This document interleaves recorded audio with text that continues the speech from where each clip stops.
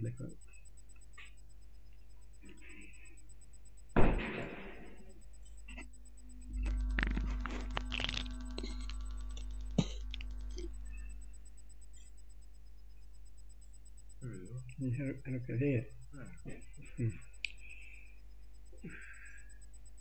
Bismillahirrahmanirrahim.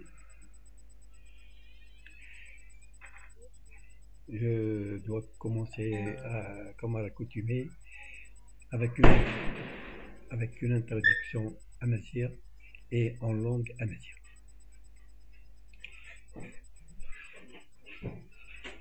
Si Smegilou, enseigner ou enseigner à Fidélicia à Kelmelet.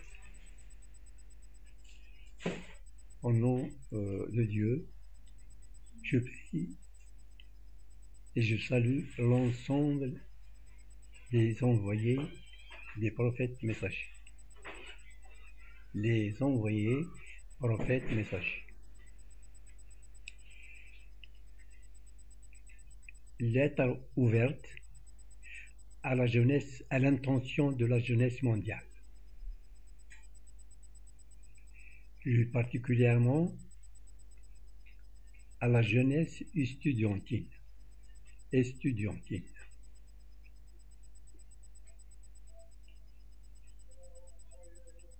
Et j'ai commencé en langue amazigh.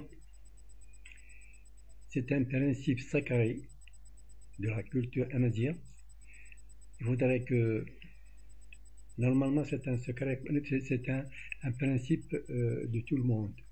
Chaque personne doit commencer d'abord par sa propre langue, la langue nationale.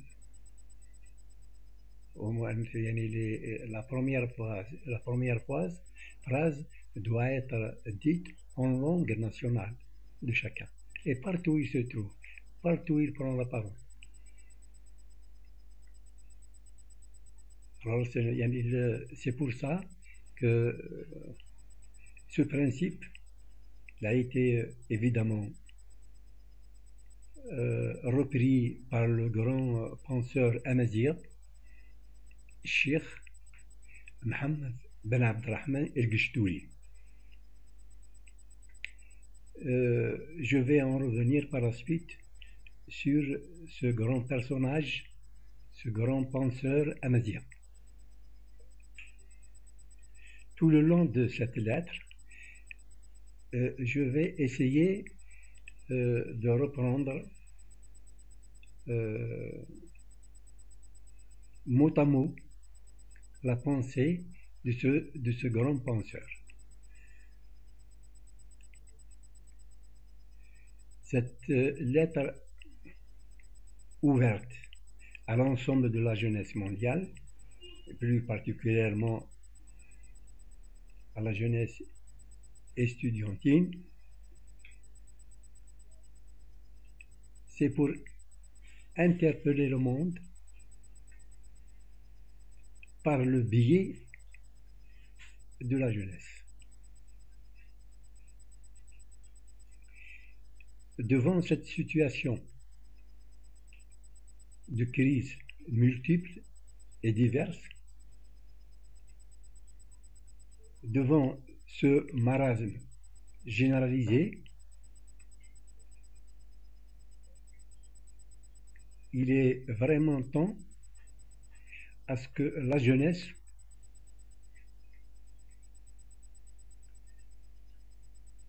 se saisit et se ressaisit pour prendre en main d'abord sa propre destinée, deuxièmement pour essayer de porter non seulement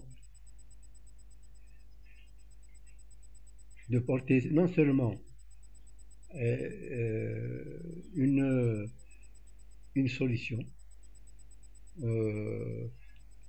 comme d'habitude des solutions calmantes, alors plutôt il faut absolument que cette jeunesse en main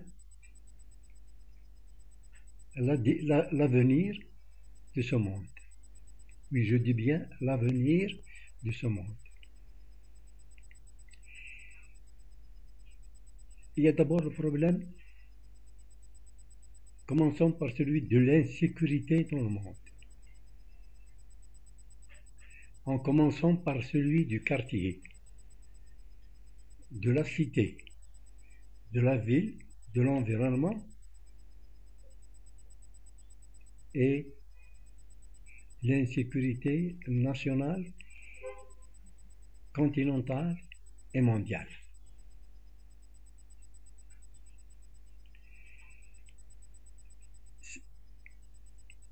L'insécurité qui règne actuellement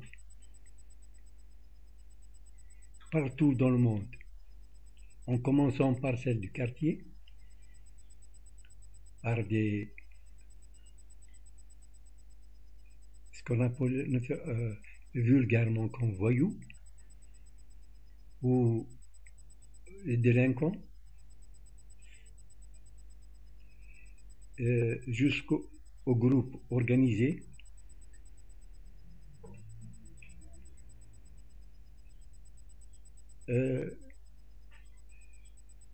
jusqu'aux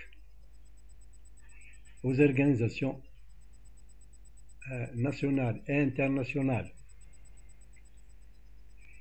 mafia, trafic d'armes, trafic de drogue,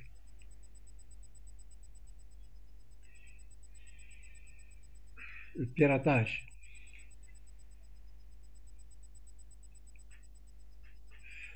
les enlèvements,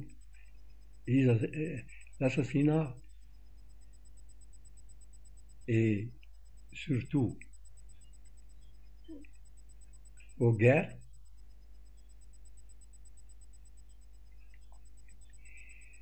tout ça n'est pas une malédiction naturelle tombée comme ça au hasard,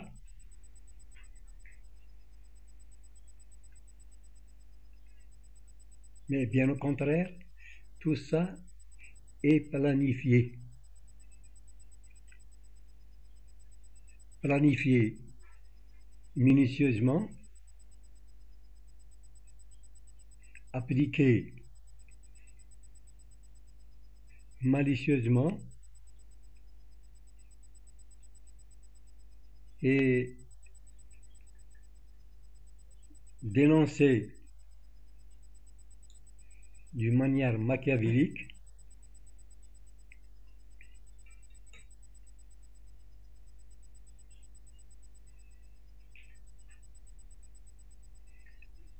voire même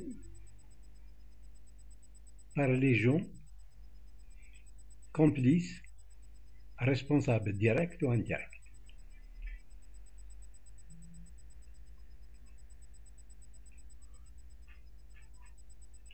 Le vol, le viol, l'escroquerie, la trahison,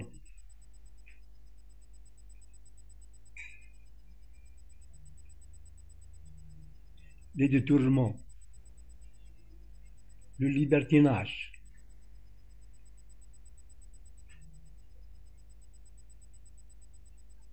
tout ça a été légalisé, institutionnalisé par des établissements, qu'ils soient privés ou étatiques. Oui.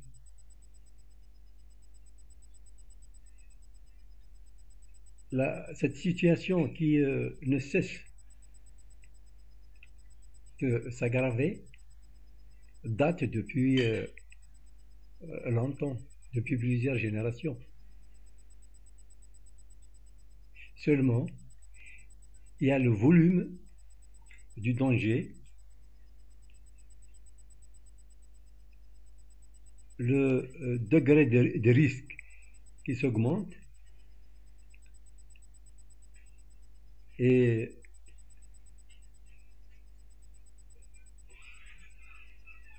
Et surtout, il se planifie avec art et compétence.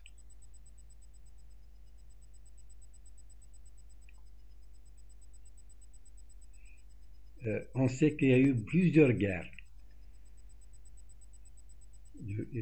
depuis toujours, des guerres de religion, des invasions coloniales, impériales, des troubles un peu partout, la déstabilisation totale, en commençant par la déstabilisation d'abord de la cellule principale de l'État, qui est la famille, une famille qui est disloquée. L'autorité parentale est abolie. Celle gouvernementale ne cesse de faire des dépassements et de légaliser les injustices.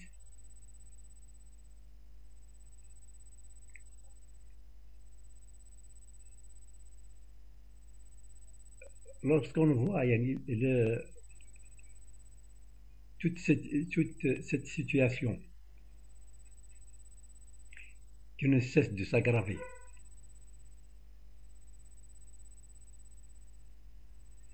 et derrière tout ça, il y a la complicité du gouvernement et la complicité des institutions internationales, y compris l'ONU.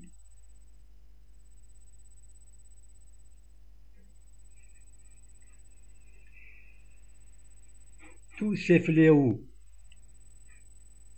mots et fléaux sociaux, commençons par la base même, comme je disais, commençons par le quartier, jusqu'au niveau national, jusqu'au niveau international, a été planifié, et ça depuis toujours. Et lorsqu'on voit, on constate cette situation,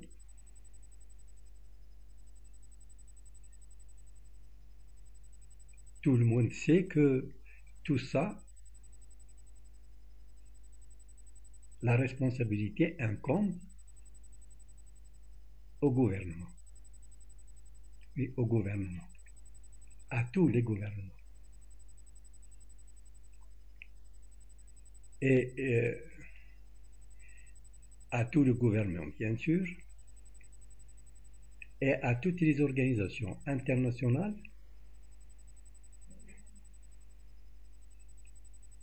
qu'elles soient gouvernementales ou non gouvernementales. Oui.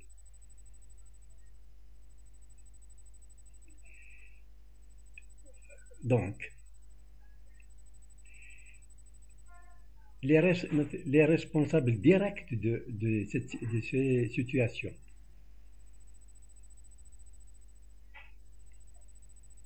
sont évidemment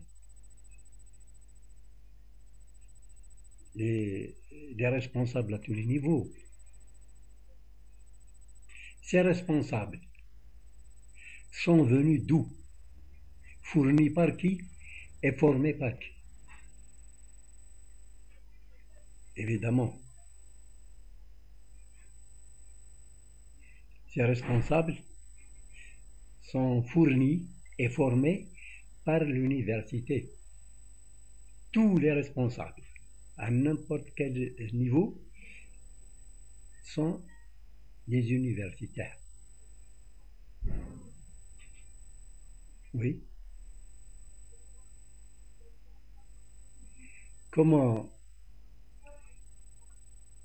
expliquer que tous les responsables de ces massacres, de ces guerres, de tous les fléaux, de tous les maux sociaux de l'injustice.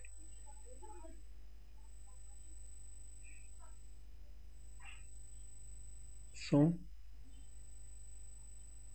des universitaires, sont fournis par l'université, par toutes les universités.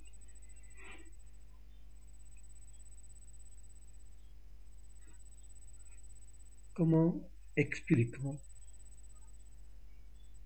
l'université qui est normalement une pépinière de cadres, de sciences, du savoir, oui, donc de la logique,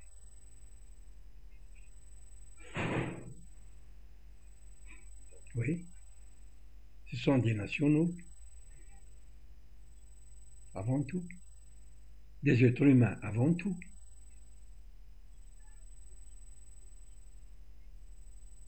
Ah oui, qui sont responsables de tous les malheurs de l'humanité.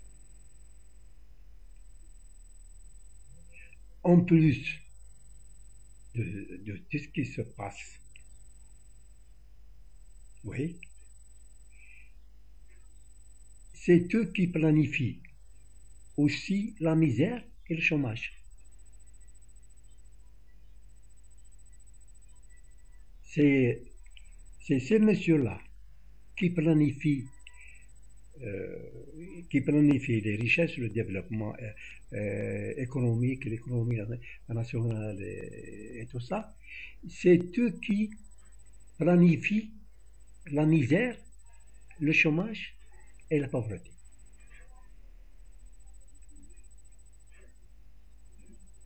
Oui.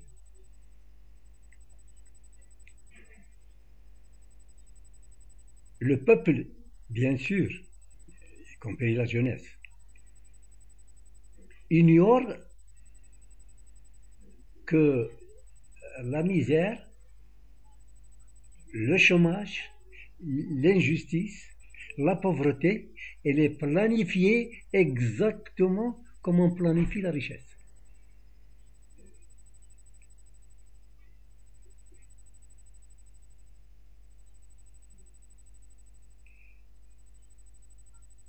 Alors, on a juste ici fait comprendre, fait croire que la misère, c'est par manque de moyens, manque de richesse,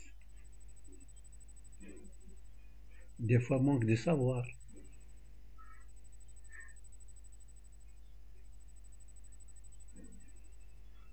Mais c'est faux et archi faux.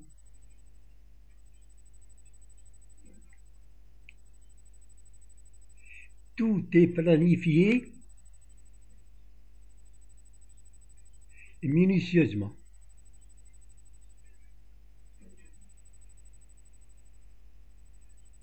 Oui, parce que dans cette politique économique que j'aurais voulu laisser en dernier,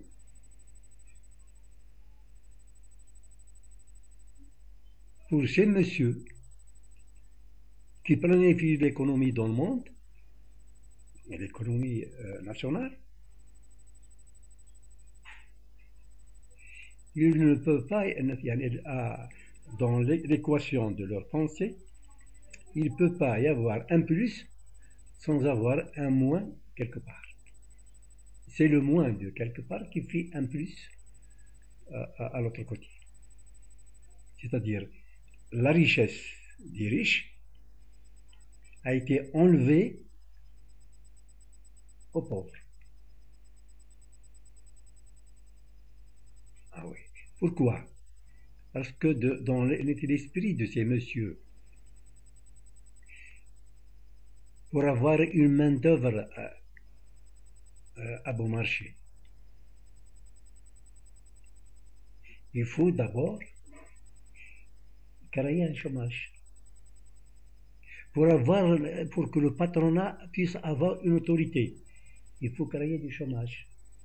Pour que, soit dans le secteur étatique ou soit secteur privé.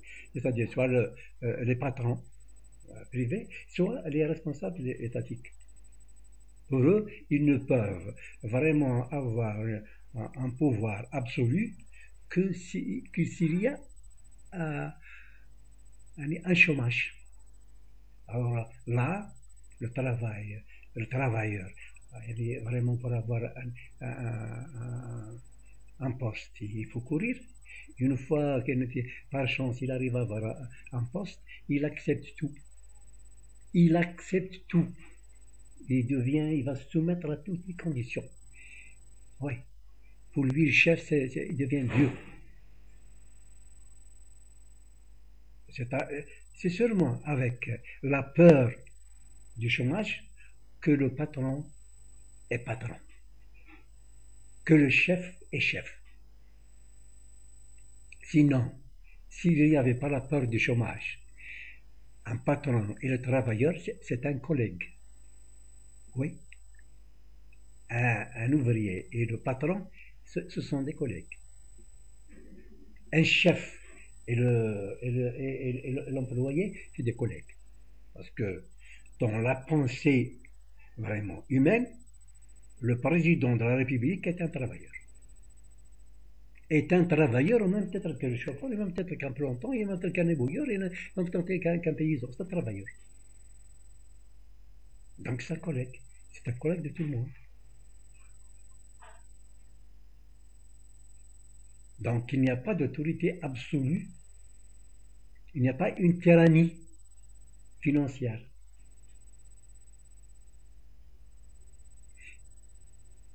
Si le peuple, si les travailleurs n'ont pas peur du chômage, il va travailler tête haute, à l'aise, avec le même respect d'égalité.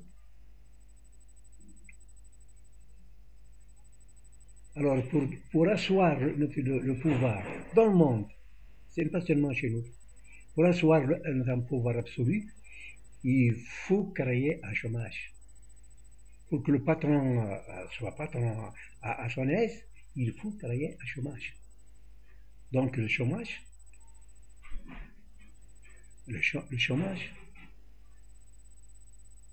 est,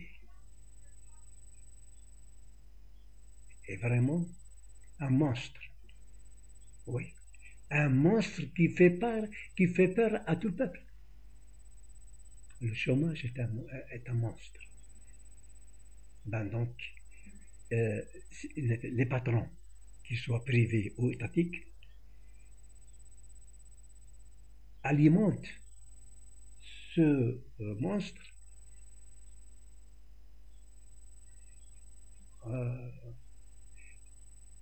comment يعني par tous les voies, par tous les moyens. D'abord, le patron, avec moins de travailleurs, il gagne beaucoup, il gagne plus pour lui. Il pense comme ça, alors que c'est faux. Mais il préfère gagner peu avec peu de travailleurs, mais avec beaucoup de chômeurs, que d'avoir beaucoup de travailleurs et gagner beaucoup, mais sans chômeur. Il n'y a pas de chômeur dans la rue. Alors, le chômage est planifié. Est planifié. Exactement. L'insécurité aussi est planifiée. Bien sûr. Avec le chômage, c'est de l'insécurité. C'est de l'insécurité.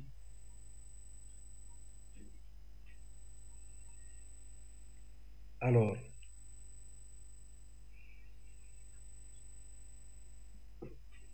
la délinquance, le banditisme, les brigands,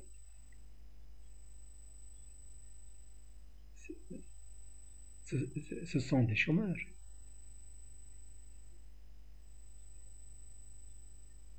Oui. Ce sont des chômeurs.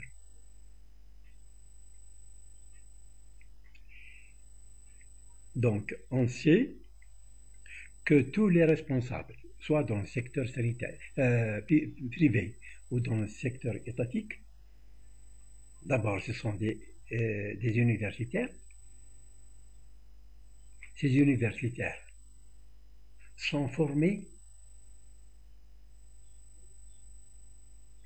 pour faire quoi?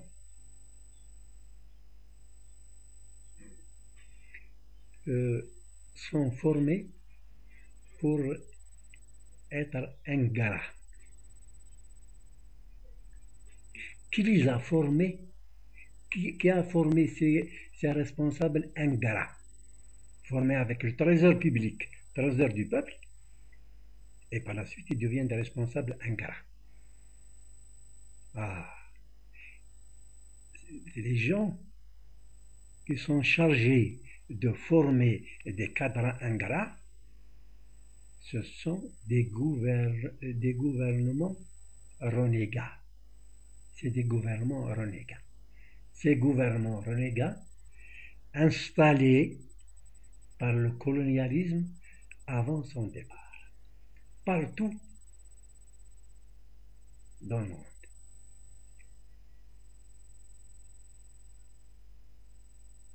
On a, là, c'est des gouvernements renégats qui sont chargés de former des cadres ingrats. C'est-à-dire donc, le programme de l'université et la pédagogie de l'enseignement à partir du primaire jusqu'aux études supérieures. C'est une pédagogie colonialiste, impérialiste. Oui. Et c'est ce colonialisme et impérialisme qui a placé le gouvernement dans le monde.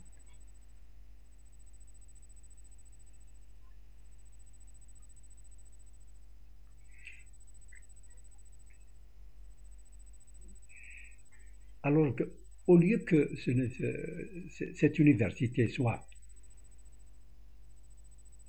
une pépinière de cadres, d'une moralité sublime, d'une compétence supérieure, d'une conscience forte et éveillée, on a fait tout à fait le contraire. Tout à fait le contraire.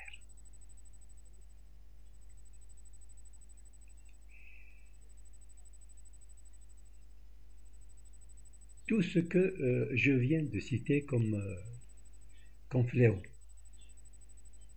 en commençant par les fléaux du quartier jusqu'aux crimes et jusqu'aux guerres faites, préparées et par des puissances. Oui, des guerres intercontinentales.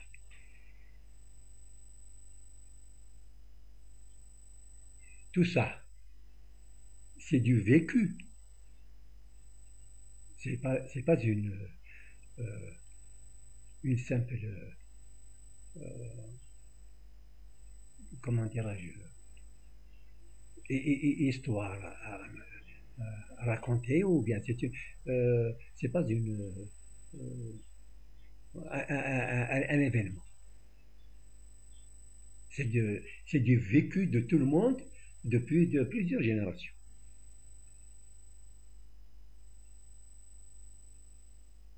Et ça ne fait qu'empirer.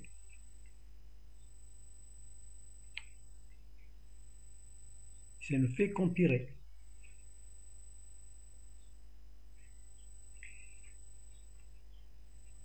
Pourquoi personne ne s'est posé la question pour dire tout ça est fait par des universitaires?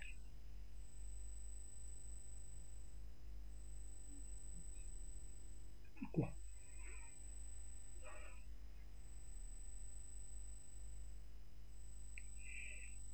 Parce que dans la pédagogie.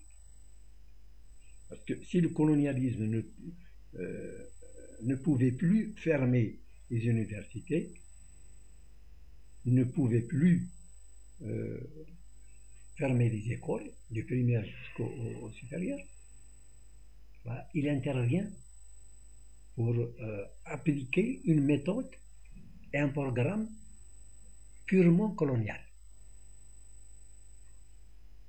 purement impérialiste.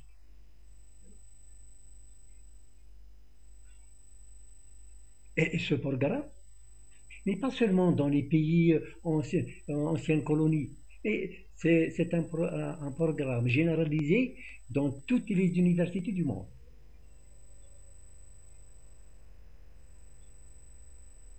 Oui.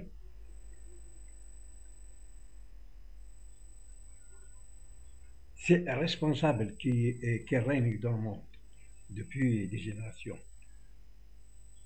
C'est le fourni et formé par l'université,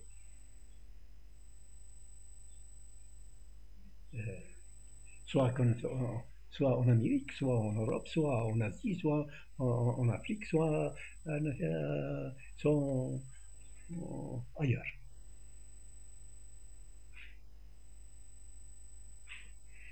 Donc, à partir du moment où on sait, on doit savoir. Pourquoi jusqu'ici personne n'a posé cette question? Pourquoi jusqu'ici personne n'a posé la question que les grands chefs, l'unique responsable de tout ce qui se passe dans le monde comme malheur sont des universitaires? Pourquoi? Ah ouais.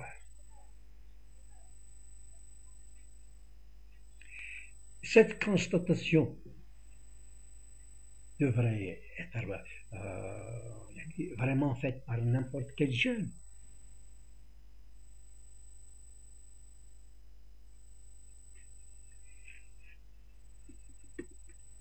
L'université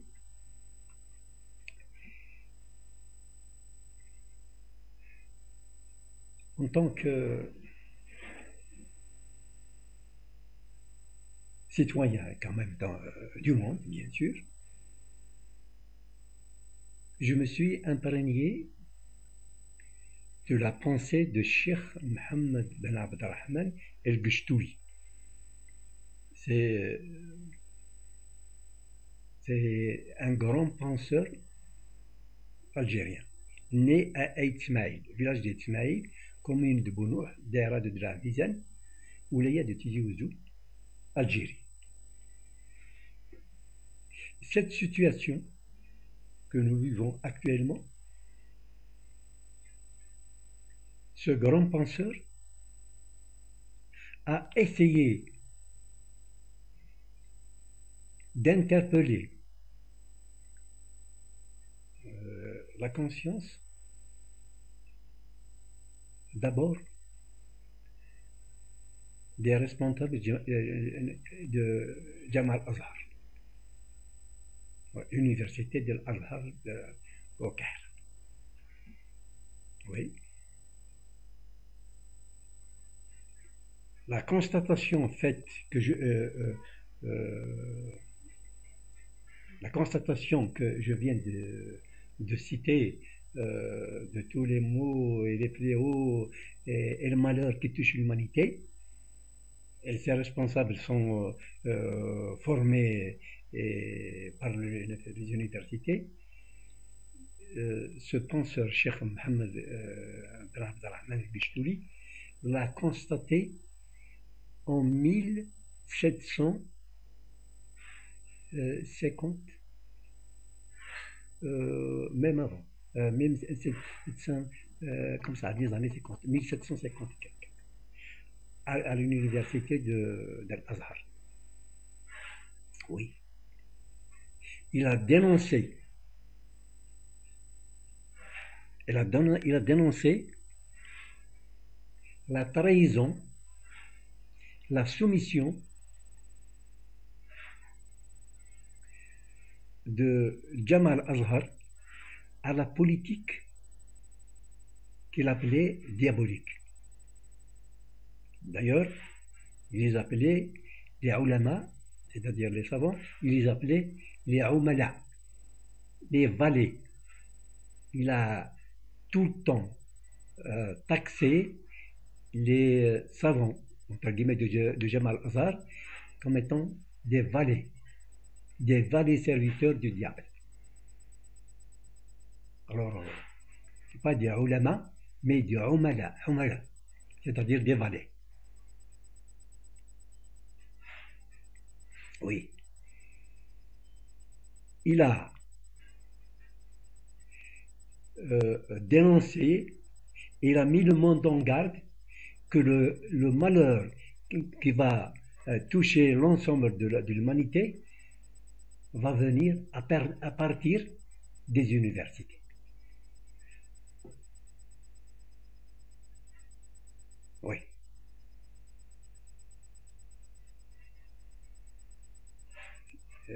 Je cite ce qu'il a dit sur ce sujet. Si une telle université qui est censée être un modèle de la morale, un modèle comme étant des serviteurs de l'humanité, de défenseurs de la justice,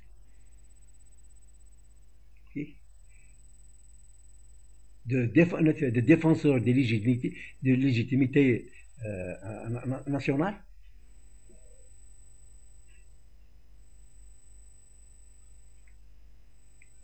est déjà enroulé dans une voie de déviation, d'aberration et de soumission. Oui. Il a dit que Jamal Azhar devait être le miroir de la mémoire du monde au moins musulman. Du monde musulman. Mais pour Cheikh Mohammed Ben Abdelrahman, le mot musulman, c'est l'humanité. Mais l'humanité d'abord. Parce que pour Cheikh Abdelrahman, l'islam c'est à partir de Adam.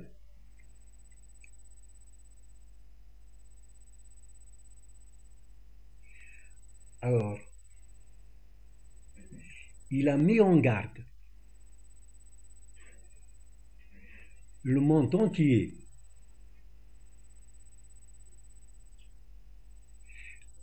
contre l'infiltration des esprits diaboliques dans l'université.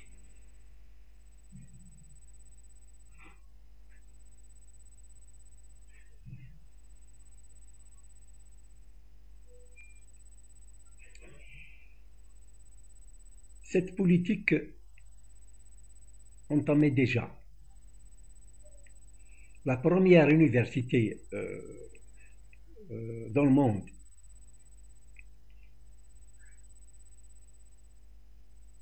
qui a été atteinte de cette politique diabolique était Jamal Azhar. C'est l'université de l'Azhar. Et il le demeure jusqu'à présent. Oui.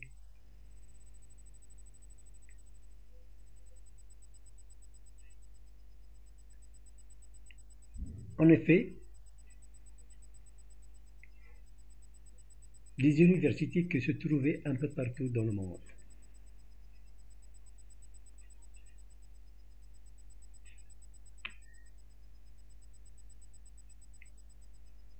n'avaient pas de repères. n'avait pas de repère. Parce qu'après la séparation de l'Église par la Révolution française,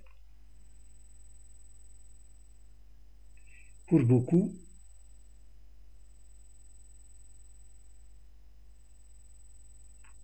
la morale doit être cloîtrée dans les églises. Oui, la morale pour eux doit être cloîtrée dans les églises. Le reste, ce qu'ils appellent laïque,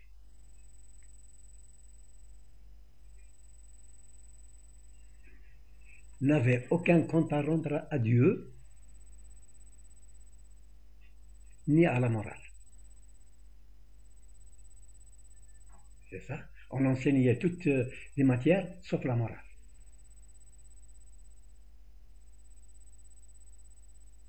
Oui. L'université de Jamal Azhar, normalement, ce n'était pas le cas. Parce que l'université de Jamal Azhar a d'abord vocation, d'abord religieuse, avant tout. Contrairement aux universités, aux autres universités dans le monde. Mais ce n'était pas le cas. Jamal Azhar était la première université touchée par ce virus.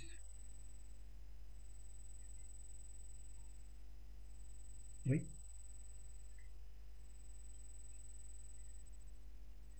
Il y avait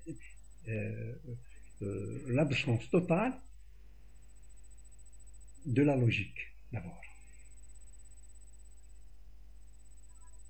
Oui. Si dans les autres universités dans le monde, il y a tout de même un minimum de logique. Parce que c'est de la science, et la science est basée sur la logique. Mais à l'université de l'Azhar, ce n'était pas de la science. C'était de la philosophie, c'était plutôt une pensée religieuse de plusieurs sectes, etc. Mais en absence de la logique, il n'y a pas de logique. Oui. Il n'y a pas de logique. Si la logique est la base principale de toutes les sciences,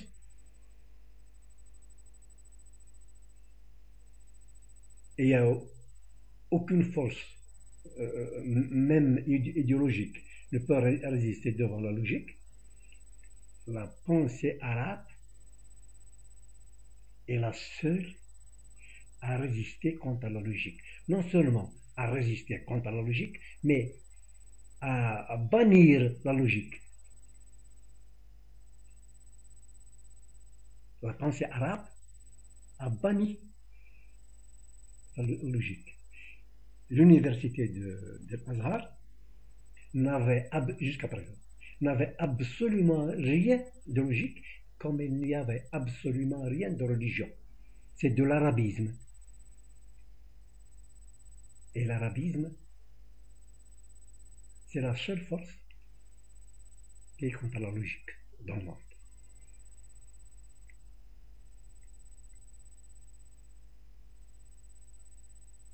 Alors c'est pourquoi le colonialisme s'appuie beaucoup, il est soutenu par le colonialisme, surtout anglo-français.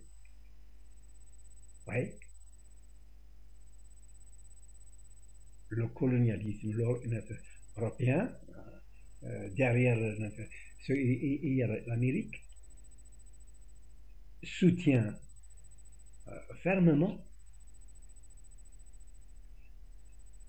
la Jamal Azhar. Du fait que c'est une force, l'arabisme est une force contre la logique.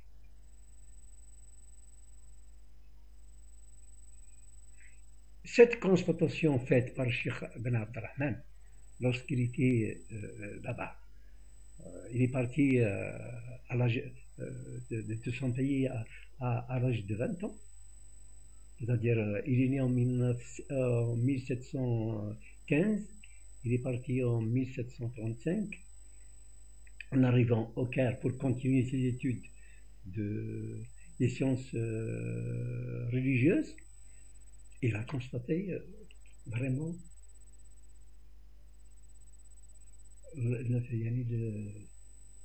l'esprit déviationniste carrément. Ils sont déviés de l'islam vers une politique qui n'avait pas de nom, qui n'avait pas d'étiquette. Oui, alors c'est pourquoi que le monde a demeuré longtemps pour situer cette université de Al-Azhar. C'était de l'arabisme, mais qui ne portait pas le nom de l'arabisme.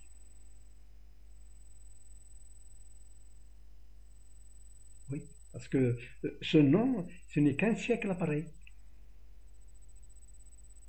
que ce nom est apparu. Mais la politique existait déjà du temps de Cheikh Ben Abdelrahman au Caire.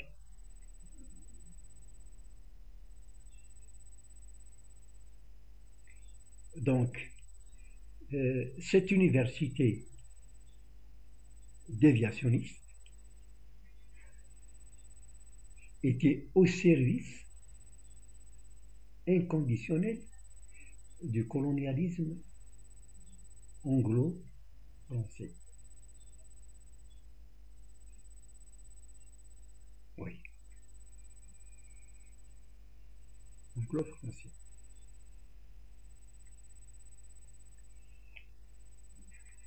D'ailleurs, l'arabisme est né juste après la conquête de l'Égypte par la France. Un certain Lord, ministre des Affaires étrangères, je crois, britannique,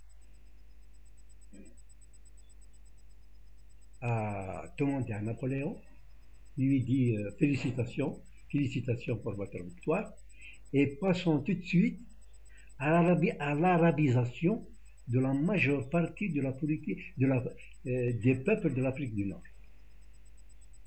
L'arabisation. Donc, ça, c'est les années 1880.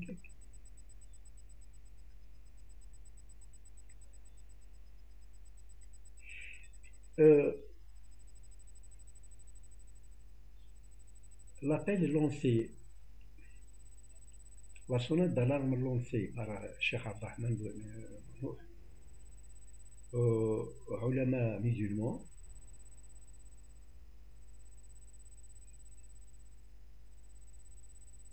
à l'époque, c'était peut-être un peu trop tôt, parce que l'arabisme n'a pas apparu au grand jour. Oui. Mais apparaît cette politique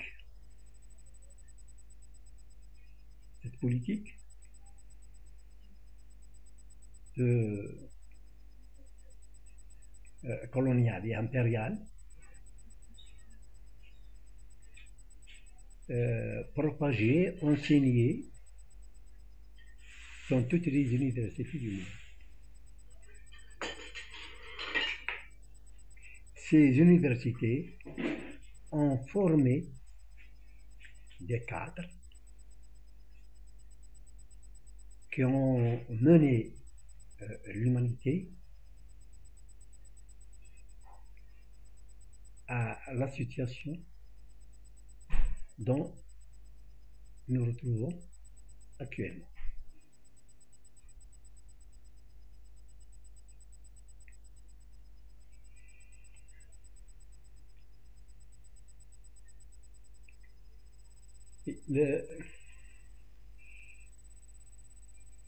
Cette politique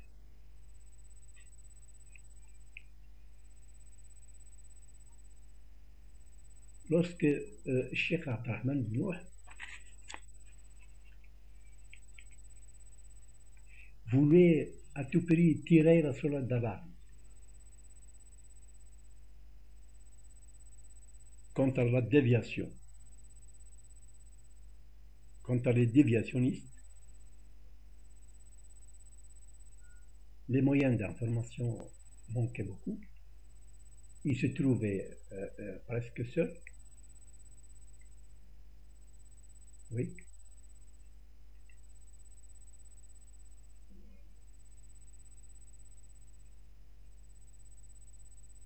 Voyons comment Cheikh Abdurrahman a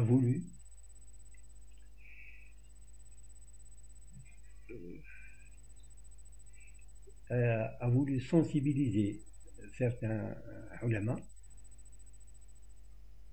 pour essayer de mettre de l'ordre dans l'esprit de l'humanité. Je dis bien de l'humanité.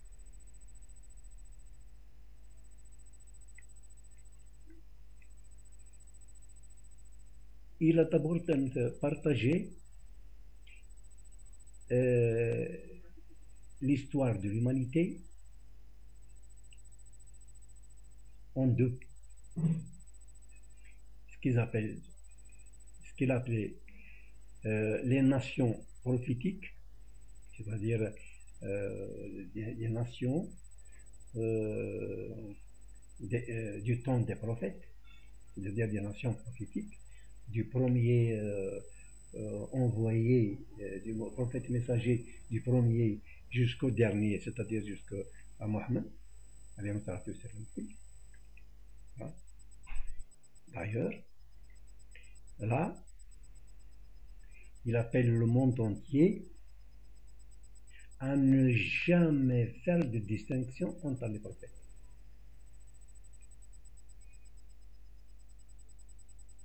C'était un moyen de reprendre l'unité de l'humanité, l'unité humaine. Et pour Cheikh Abdurrahman, toutes les nations des temps de toute la série des prophètes font partie des nations prophétiques, sans tenir compte qu'ils soient fidèles, croyants ou pas, non. Le fait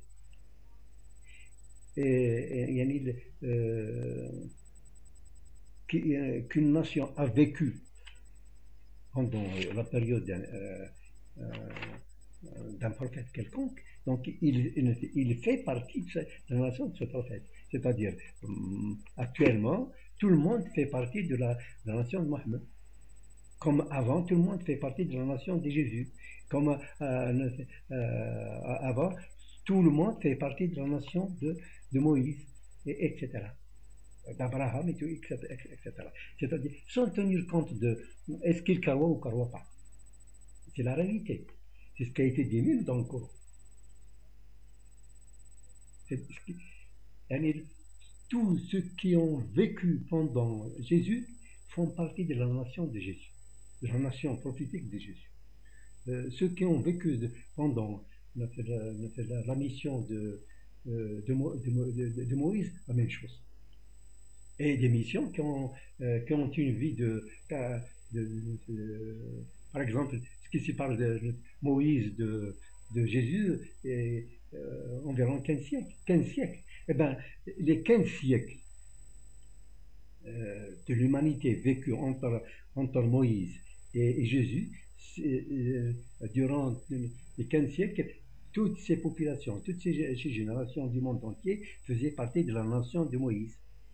Et la même chose pour Jésus, et la même chose pour Mohammed actuellement. Donc il fait appel,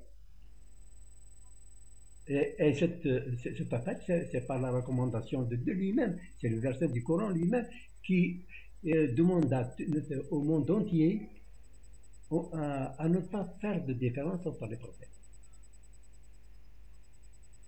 Oui. Donc, c'était pour reprendre l'unité de l'humanité.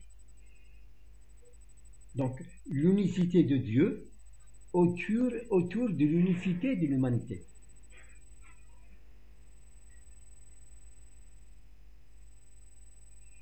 Il a condamné d'abord, énergiquement, le partage de la religion de Dieu en trois religions de prophètes. La religion de Moïse, la religion de Jésus, la religion de Mohammed, etc. Non, il n'y a qu'une seule religion d'un seul Dieu. Le nombre de prophètes ne veut pas dire le nombre de religions. Ces prophètes, ce sont des facteurs. Des facteurs messagers, c'est tout.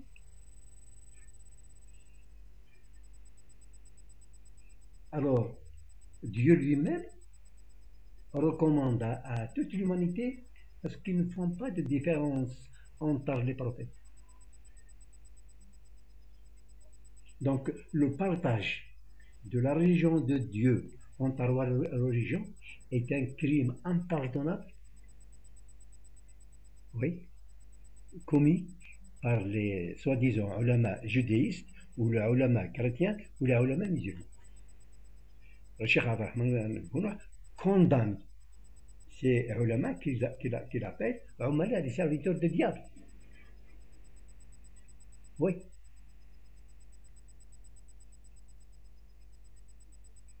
Alors ça, effectivement, il a été l'objet de plusieurs tentatives d'assassinat.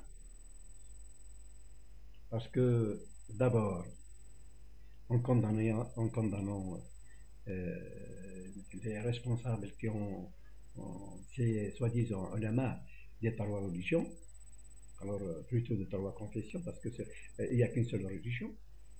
Mohammed n'a rien apporté de nouveau, Jésus n'a rien apporté de nouveau, Moïse n'a rien apporté de nouveau, Abraham n'a rien apporté de nouveau. C'est ce qui a été révélé à Adam en descendant sur terre, qui a été rappelé par la suite à faire la mesure à l'ensemble des prophètes. Et c'est ce qui a été dit dans le Coran.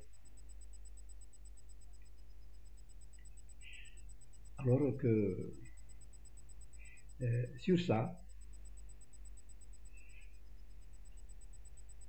en plus de la condamnation de chaque religion, entre guillemets, partagée en plusieurs sectes. Et il a condamné les sectes musulmanes en disant que vraiment il les a condamnés, le soufisme, le salafisme, le shia, la sunna, il condamnait tout le monde. On lui a même reproché, on lui a dit pourquoi tu as condamné même Sunna. Sunna, ce sont des proches collaborateurs des prophètes, ses compagnons et tout. Il leur a dit, eh ben, ce sont ceux-là les responsables de tout ce qui se passe jusqu'à aujourd'hui. C'est leur mauvaise gestion, c'est leur mauvaise orientation qui a créé d'autres sectes. Et Dieu lui-même a interdit à Mohammed de faire partie des gens qui partagent leur religion. Le verset est clair. Il leur a dit, en plus de ces versets, est-ce que Dieu nous appelle les sunnistes, les chiites, ou bien les salafistes ou les soufistes? Non. Lorsque Dieu s'adresse à l'ensemble de l'humanité, il dit يا أيها الناس. Oui, au ya bani Adam, au fils d'Adam. S'il s'adresse aux kuffar, aux incrédules, ya ayyuha alladhina kafaru. S'il s'adresse aux croyants, ya ayyuha alladhina amanu. C'est ça. Dieu n'a jamais fait allusion, non seulement fait allusion, il condamne toutes sortes de sectes, et il n'a jamais parlé de sunnistes ou salafistes ou chiites ou soufis. Bien au contraire. Donc c'est des noms que vous avez inventés, et tout ce qui est inventé est rejeté par Dieu et par la sunna. Ben, c'est d'abord ça, puis alors, il leur a dit que il ne faut jamais se soumettre au chef. Il leur dit celui qui met من وضع أمير في مكان الضمير فهو حقير. Celui qui place l'amir à la place de sa conscience, soit qu'il est حقير minable, soit qu'il est hamir, himar, un bourricot. Il n'y a que le hamir, bourricot, qui ne bouge qu'avec un ordre. Ben, il a vu qu'à l'université, les étudiants, le peuple égyptien tout entier, il ne fait rien sans un ordre. Il s'assoit avec un ordre, il se lève avec un ordre, il marche avec un ordre, tout se fait avec l'ordre. Alors il leur a dit, il leur a dit cette citation, il leur a dit vraiment من وضع الأمير في مكان الضمير فهو حقير وحمير. Comment vous ne décidez rien de votre tête. Dieu a doté chaque personne avec sa conscience. Et la conscience, c'est un gendarme omniprésent et c'est la seule autorité à respecter, c'est la conscience. Lorsqu'on fait quelque chose avec sa conscience, on ne le regrette jamais. Ah ben alors les autorités égyptiennes, ils ont vu que ce bonhomme veut vraiment pousser la population à la désobéissance et tout ça. Oui, on a tenté de l'assassiner à maintes reprises. Alors lorsque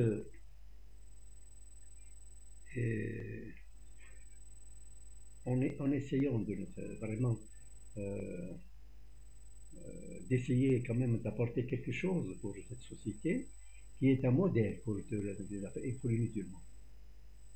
Alors aussi, lorsqu'il a vu que les étudiants chrétiens portaient la barbe, puis la kawa, les étudiants musulmans portaient la barbe avec la djellaba, les autres avec la soutane. Alors il leur a dit لا شيء يميز المؤمن من غيره إلا سلوكه. Rien ne distingue un croyant que sa conduite, son comportement. C'est le comportement qui peut te distinguer des autres. Alors, il a réussi à convaincre pas mal de cette jeunesse, ces étudiants. Et par la suite, la plupart, ils ont vraiment pris ça au sérieux, ils se sont débarrassés de leur tenue, de leur barbe, ils s'habillaient comme toute la jeunesse, le reste du peuple et tout ça. Alors, ça n'a pas plu au chef chrétien ni au chef musulman. Ben, avec tout ça, on a tout fait pour l'abattre. Et il a échappé, il est parti en Inde. Il est parti en Inde. En arrivant en Inde, il a trouvé toutes sortes de sectes. Toutes sortes de sectes. Les juifs, les chrétiens, les musulmans avec l'ensemble des sectes, les chrétiens avec les protestants, les orthodoxes et tout ça, les juifs aussi, tout ça. Et les incrédules, les Abraham, les Chirs, les Sikhs, les, toutes sortes les bouddhistes, toutes sortes de sectes. Et vraiment, ils vivaient ensemble, sans problème, ils faisaient des fêtes ensemble, et ils se marient entre eux, ils vivent ensemble, ils font le commerce ensemble, tout ça. Alors ils s'étaient tournés pour voir tout ça, alors que chez les musulmans, il n'y a une seule religion, alors qu'ils ne tenaient depuis le prophète, jusqu'à aujourd'hui, des tueries, des massacres, il y a des guerres fratricides, vraiment 14 siècles, 14 siècles de combat, de lutte intestinale, de lutte fraternelle. Il s'est étonné. Comment un peuple hindou, avec toute ce mosaïque de sectes, ils arrivent à vivre en paix ensemble, tout ça. Il a tout de suite trouvé le secret. C'était la culture hindoue. C'était la culture hindoue. Alors, en voyant ça, il a dit, alors à ce moment-là, c'est puisque la culture cartésienne, c'est après. Alors, on va reprendre notre culture, on va essayer de mettre de l'ordre dans l'esprit de tout le monde. C'est ce qu'il a fait. Il est revenu directement au Soudan, à Darfour. Là, il s'est marié. Il a organisé un congrès. Un congrès. Dans ce congrès, écoutons-le bien, les premières phrases à l'ouverture de ce congrès, qu'il a prononcé à l'ouverture de ce congrès. La première phrase, je cite: نحن قوم لا نفرق بين الرسل ولا نفرق بين الأجيال ولا نفرق بين النساء والرجال. Oui. Nous sommes une nation qui ne fait pas de distinction entre les prophètes messagers et qui ne fait pas de distinction entre les générations de nos ancêtres et qui ne fait pas de distinction ou ségrégation entre l'homme et la femme. C'est le principe fondamental sacré de la société amazigh. Oui, c'était la première phrase prononcée à l'ouverture du congrès. La deuxième phrase, je cite: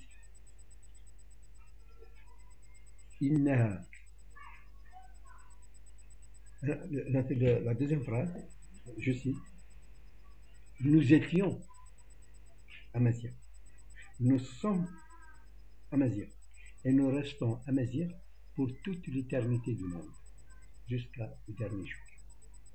Siru ala barakatillah. On a dit que nous étions amazighs, nous sommes amazighs, et nous resterons amazighs pour toute l'éternité. Allons-y avec la bénédiction d'Allah. Et la troisième phrase, il a dit, je cite: إنها حركة للنهضة ثقافية للأمة الأمازيغية في إطارها إفريقي. Il a dit: c'est un mouvement de la renaissance de la culture de la nation amazigh dans son cadre africain. Dans son cadre africain. Dans son cadre africain.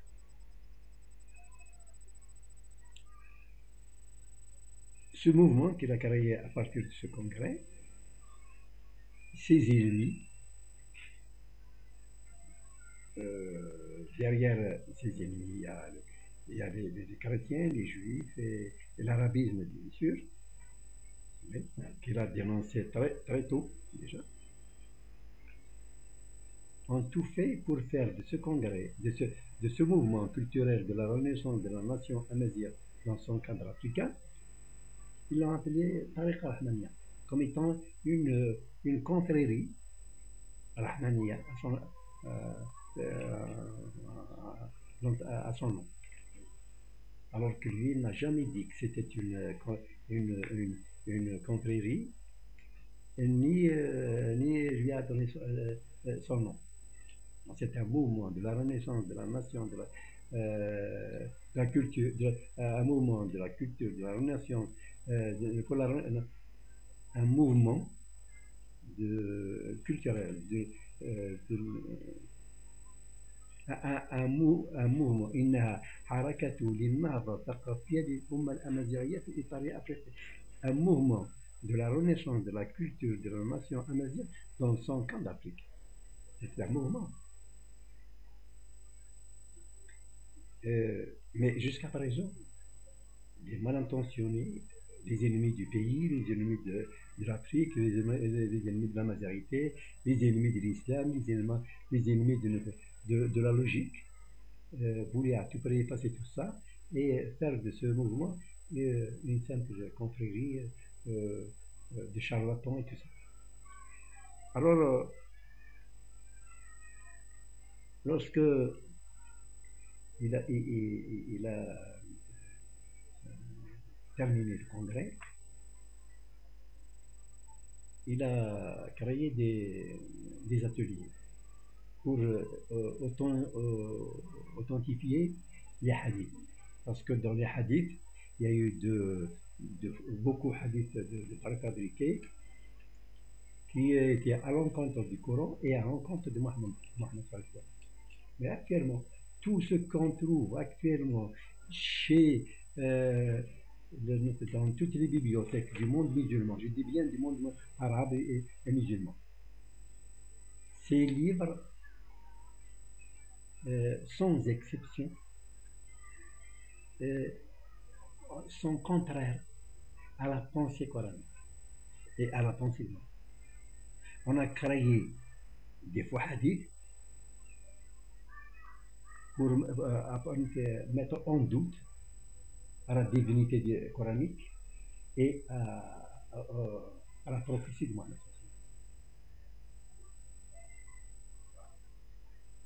Aucun livre actuellement qui a été diffusé, édité, réédité par des ouvrages, centaines d'ouvrages, avec des religieux de luxe, porte atteinte à la divinité du Coran et à la prophétie. Sans exception. Tout ce qu'on entend actuellement dans les mosquées et tout ce qu'on parle notre ulama Jamal Azhar et leurs collègues dans le monde musulman, tout ça n'est pas conforme, non seulement n'est pas conforme au Coran, mais contre le Coran.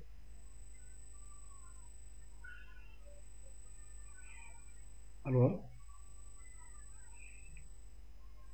ce que je voudrais, avant de continuer sur ce que après ce que Cheikh Abdurrahman Bounour a fait pour le reste des pays africains en faisant des congrès,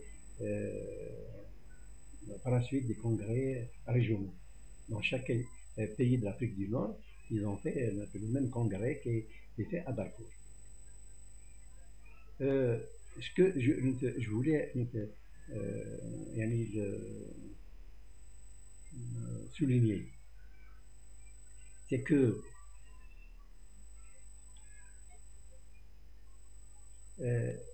l'africanité, lorsqu'il dit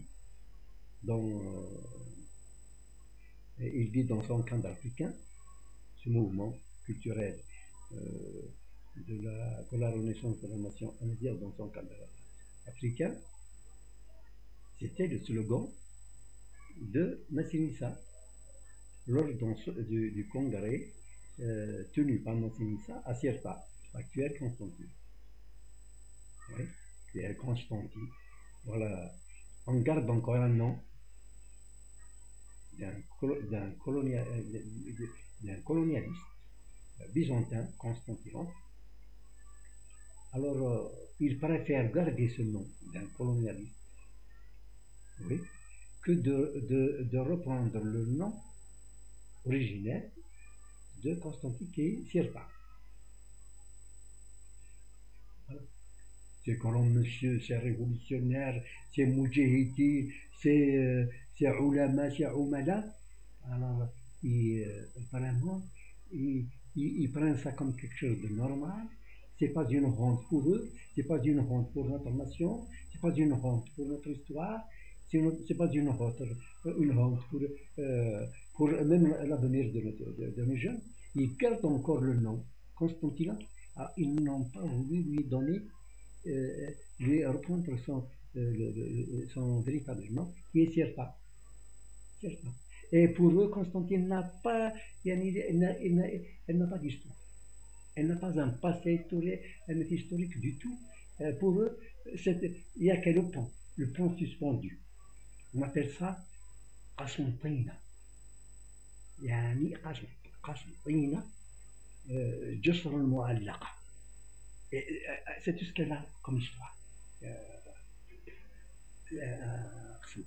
Et ce monsieur tige vraiment avec, sans rentrer dans le détail, du grand traître. Je dis bien du grand traître d'Hamid de Badis. De grand traître. Et j'aurai l'occasion d'expliquer ça, comment il est grand. Son père est Bachata. Oui. Son oncle c'est le docteur de Jugo, c'est le porteur du flambeau de l'Indimège, qui demande à la société française pour le peuple algérien. Ben Badis aussi, il a demandé au peuple algérien, il leur a dit qu'il n'y a rien dans le Coran qui interdit aux Algériens de devenir français. Oui, ça a créé un problème énorme. Je vais en parler peut-être par la suite, mais en passant seulement pour dire, Ben Badis, le gouverneur général, lui a fait un congrès, un congrès musulman, où Ben Badis et son état-major sont partis voir le gouvernement blanc pour demander la nationalité française pour le peuple algérien. Et le gouvernement blanc lui a dit non, on ne t'a pas chargé de franciser le pays et on t'a chargé d'arabiser le pays. On t'a doté des moyens, et on t'a fait une couverture judiciaire, tout à la terre. Les moyens, c'était l'imprimerie, on lui a donné une imprimerie, d'écrire ce qu'il veut, et la couverture judiciaire, Ben Badis a une carte, c'est d'ailleurs la plupart l'ont vu, Ben Badis avait le feu vert des autorités françaises de dire ce qu'il veut. Il peut insulter la France, il peut porter des armes, il peut dire tout ce qu'il veut dans ses journaux, dans ses revues, tout ça. Personne ne peut le toucher. Pour qu'il puisse avoir la confiance du peuple, on lui a donné toute cette liberté de dire n'importe quoi sur la France. Mais on a chargé d'arabiser le peuple algérien, c'est ce qu'il a fait. Lui a donné 203 agréments pour ouvrir des madrasas sur le territoire national. Oui, etc. C'est juste en passant, pour ce qui concerne Ben Badis, il y a beaucoup de choses à apprendre sur ce moment. Alors, Massine, en 150 avant Jésus-Christ, il a organisé un congrès qu'il appelait Anumide en langue amazigh, ça veut dire on peut les expliquer, le traduire par un mot que la plupart des gens vont le prendre comme étant comme quelque chose qui ne se dit pas, c'est-à-dire un royaume républicain. C'est un royaume républicain, oui. Anumide en langue amazigh, ça veut dire c'est un royaume populaire. Un royaume populaire. C'est pas un royaume d'un roi, mais un royaume populaire, un royaume du peuple. Si on peut appeler maintenant le peuple à la République, donc un royaume à la République. Alors, la plupart pensent que le mot Anoumid, ça veut dire, c'est le nom, c'est l'ancien nom de l'Algérie. Non, c'est non, non. Le nom Anoumid, c'est un système de gestion qui est formé ou posé sur un royaume populaire. Oui. Et donc, ce royaume populaire est fondé sur 5 principes. La liberté de l'individu, le bonheur du couple, l'honorabilité de la famille, la souveraineté du peuple et l'indépendance du gouvernement. On peut expliquer ça par la suite par détail. Alors, Massinissa, il est connu surtout pour sa citation, mondialement connue. Il est célèbre grâce à cette citation. L'Afrique aux Africains. Il a interpellé les peuples du monde contre l'éventuel colonialisme et impérialisme. Et pour lui, l'Afrique aux Africains veut dire aussi l'Amérique aux Américains, l'Europe aux Européens, l'Australie aux Australiens, l'Asie aux Asiatiques, l'Afrique aux Africains, l'Europe aux Européens, tout ça. Et il a interpellé les peuples contre l'éventuelle puissance colonialiste ou impérialiste, parce que le colonialisme et l'impérialisme, c'est toujours intercontinental. Donc, le nationalisme amazigh est fondé sur le continentalisme. Et Massinissa, il a tiré ça d'où? Il a tiré ça de la politique de Chechnak.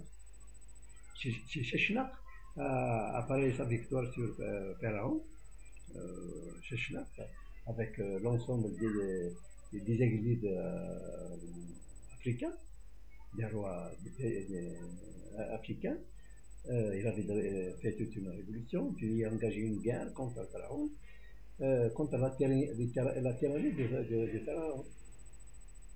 Alors, il a libéré les peuples africains et leurs rois de la tyrannie de Pharaon, et il a tout de suite procédé à la fondation, la première dans le monde, et même la dernière, première dans le monde, de la Confédération africaine, la Confédération continentale africaine.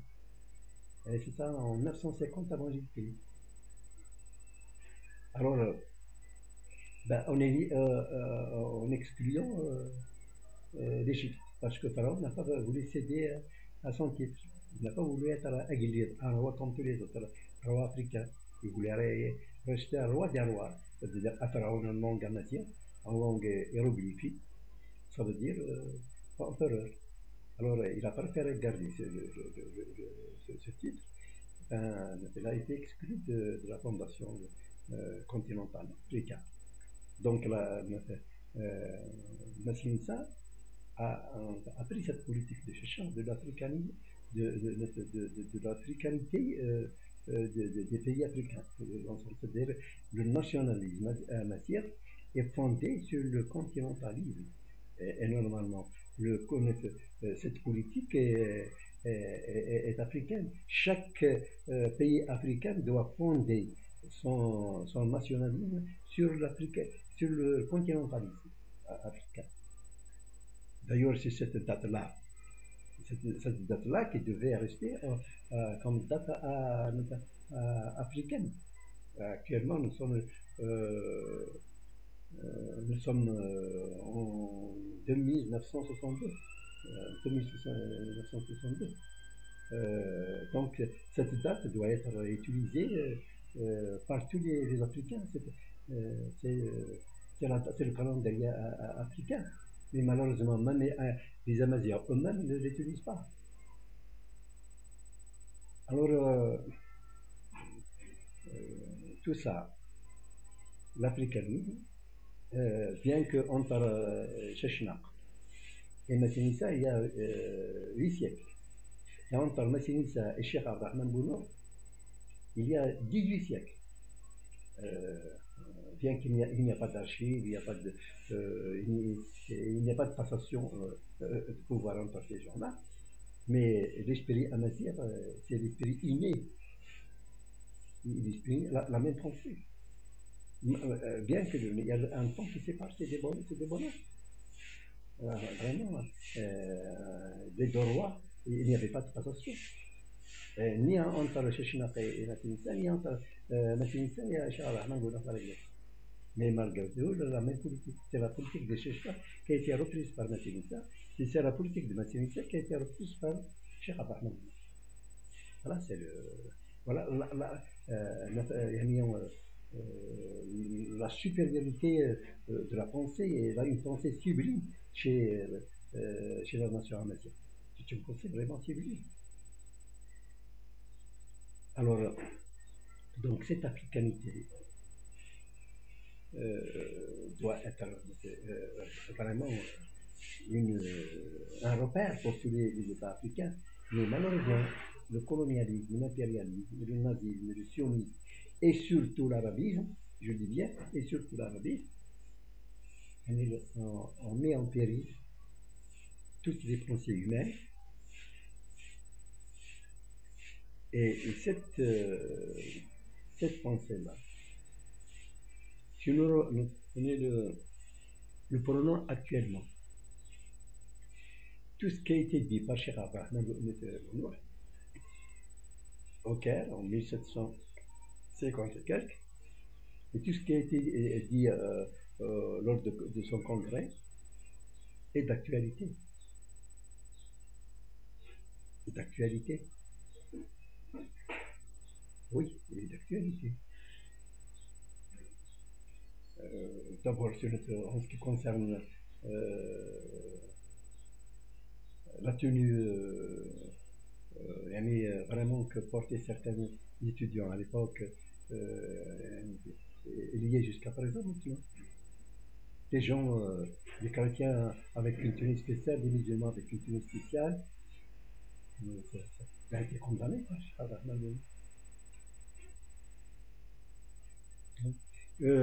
l'obéissance totale à son supérieur. Elle a été condamnée par Cheikh Abraham. Appelle à la conscience humaine de chacun. Oui. Cheikh Abraham, elle a condamné toutes sortes de sectes religieuses ou autres. Et actuellement, c'est ce qui ravage le monde musulman. Tout est d'actualité. Tout ce qui a été dit par Cheikh Abraham, si on l'a bien suivi depuis jusqu'à ce jour, la paix aurait été remise dans le monde. Il a condamné toute notre ingérence d'abord, et il a condamné le partage de la religion de Dieu entre la religion, et il a condamné, il a, comment dirais-je, condamné l'exploitation. Et aussi, lorsque j'ai dit tout à l'heure que Cheikh Abraham avait partagé la société humaine en deux formes de structure. Oui, il y a la société, il y a les nations prophétiques, comme j'ai expliqué tout à l'heure, et il y a des nations ethniques. Toutes les nations qui ont vécu durant la série des prophètes étaient des nations prophétiques. Et tout le monde était parmi ces nations prophétiques. Aucune personne ou bien aucune nation n'a été en dehors de ces sociétés prophétiques. Et après, il a dit, ça c'est un ensemble de toute l'humanité. Les sous-ensembles, ce sont des nations ethniques. Chaque nation a ses ancêtres. Alors chaque nation doit reprendre leurs ancêtres, comme il a dans le premier principe cité à l'ouverture du congrès. Nous, on ne fait pas de distinction entre les prophètes. Donc, il y a une unité de l'humanité autour de l'unité de Dieu et de ses prophètes. Et nous on ne fait pas de distinction entre les générations de nos ancêtres. Donc, chaque nation doit reprendre le fil conducteur des générations de son ancêtre jusqu'à nous. Parce que Dieu a renouvelé, a régénéré, plutôt, a régénéré la race humaine par la famille de Noé. C'est ce qui a été dit dans le Coran.